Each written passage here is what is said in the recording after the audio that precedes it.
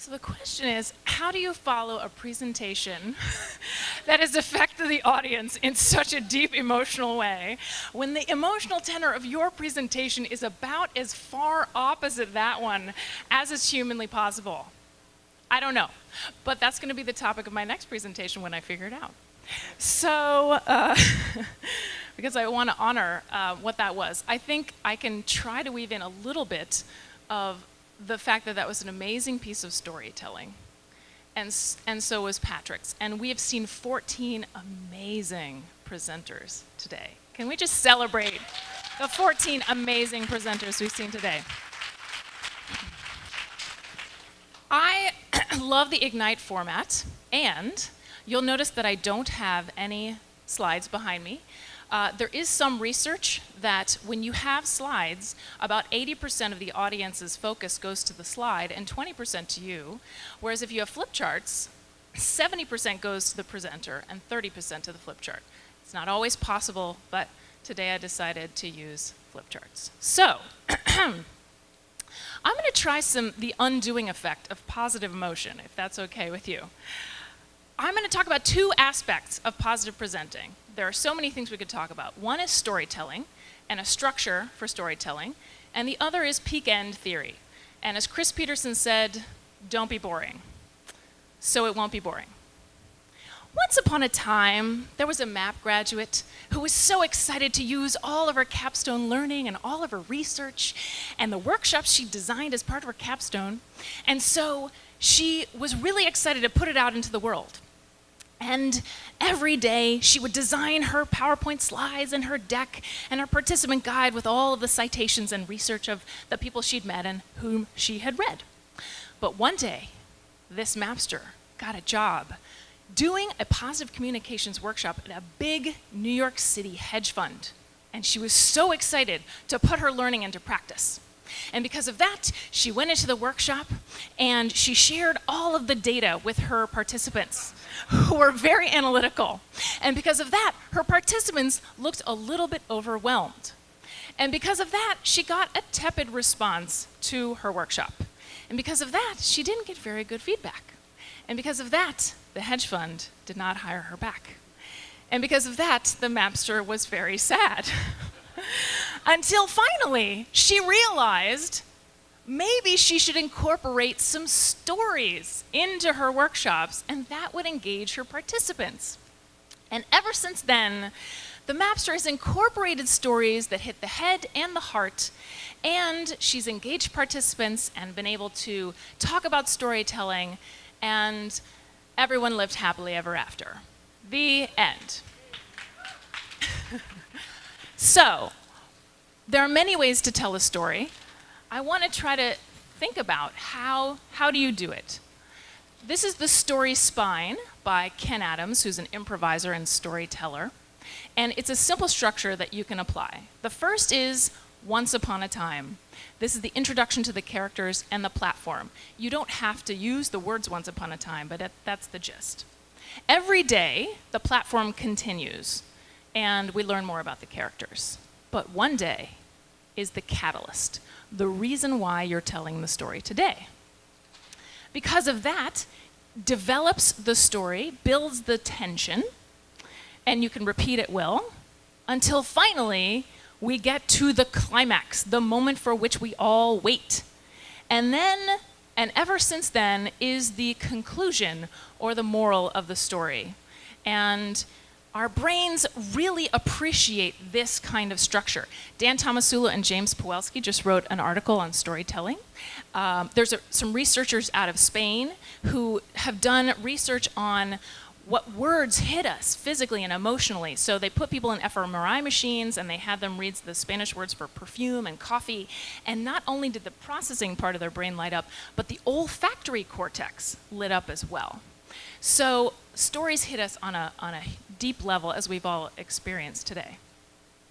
So what I'm going to do now is I'm going to take any questions you have, because my theory of peak end is a little different, that you need two peak ends. You need a penultimate peak end before your Q&A, and then you need a button, as we call it in the theater, as Laura knows, your real peak end, so that you control it. Because if, for instance, you had Wayne the Troll in the audience and he was your last question, then you would be in trouble and that would be your peak end. So you want to have control over your peak end. So, questions about presenting, storytelling, and the like before we get to our peak end. Elena.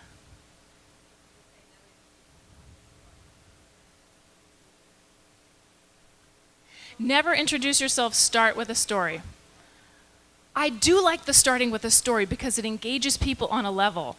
It becomes too rote, like, my name is Shannon, I live in Washington, D.C., I'm a leadership development consultant. You guys have already checked out, right? So if you start with a story, people go, ooh, this is interesting. And then you tell them afterwards. Yeah. Reb.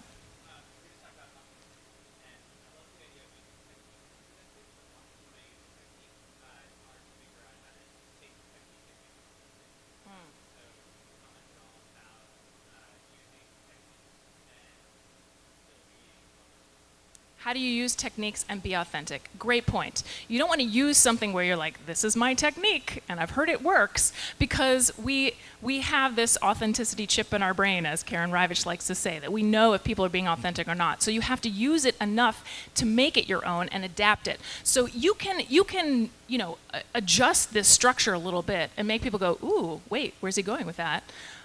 And know that this is a structure that works. So make it your own. Yeah, good question.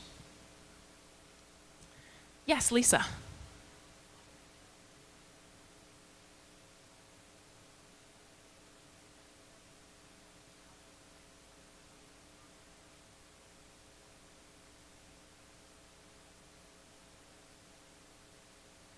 How do I use my theater background to keep my presentations poppy? Well, yes, at the CPPA was a little bit longer talk. And the one thing I will say is that you want to focus on the audience. What do you want to do to them? It often gets rid of the anxiety, because instead of the little brain going, oh my God, they're looking at me, I have all these people staring, what am I wearing, is my hair okay, do I have food in my teeth? You're saying, okay, my objective today is what? It's to inspire you, to entertain, to embrace this room of people that I love. So what's your objective? What's your infinitive verb? That's some of what I talked about. And Louisa Jewell lovingly hosted me on her positive psychology think tank, and there's a recording of it if you're interested. Okay, seeing no more questions, we're going to move on to our peak end. As Chris said, don't be boring, so we're going to take a risk here. And you guys are going to help me with it. We're going to do a MAPP rap to the tune of OPP. For those of you who remember that. So it's a little bit of call and response at the beginning, call and response at the end. And I'm going to say, are you an MAPP? And you're going to say, yeah, you know me. All right, let's practice. You an MAPP? All right, here we go. There'll be 8 of those at the beginning, verse 8 at the end. All right. I need a beatbox, but we'll do it a cappella. Oh, you an MAPP? You an MAPP? Every man and lady? Remember Christopher P. You down with MAPP? Led by James Pawelski? You down with MAPP? This whole party. MAPP, how can I explain it? I'll take it frame by frame it to have y'all jump and shall we sing in it? M is for master, A is for applied, scratch and temple. The last PP, well, it's pretty simple. It's sort of like another way for basic training. It's a bounce back for your brain in. When you're down or up, you really need it. As a game and it seems, I gotta start explaining. Bust it. You graduated and you're feeling really low, paying off the loans and it's going really slow. Your business is sucking, that's what you want to know about. Looking at your bank account makes you want to scream and shout. It's not a front, F to the R to the O to the N to the T. It's just your mind is what is making you unhappy. Boy, that's what is scary. It's MAPP, time all the peoples which you get it. There's no room for ruminating, there's just room to hit it. As James and Susie, they know just what I'm getting at. Who thinks it's wrong, Reb and Amy splitting and go hitting that? Well, if you do, that's MAPP and you ain't down with it. But if you are, here's your membership. You and MAPP, rocking with George V, feeling really gritty, thanks to Angela D. One more time, you and MAPP, throw in some CBT, rocking with ATC, down with Dr. Marty. Word. Thank you.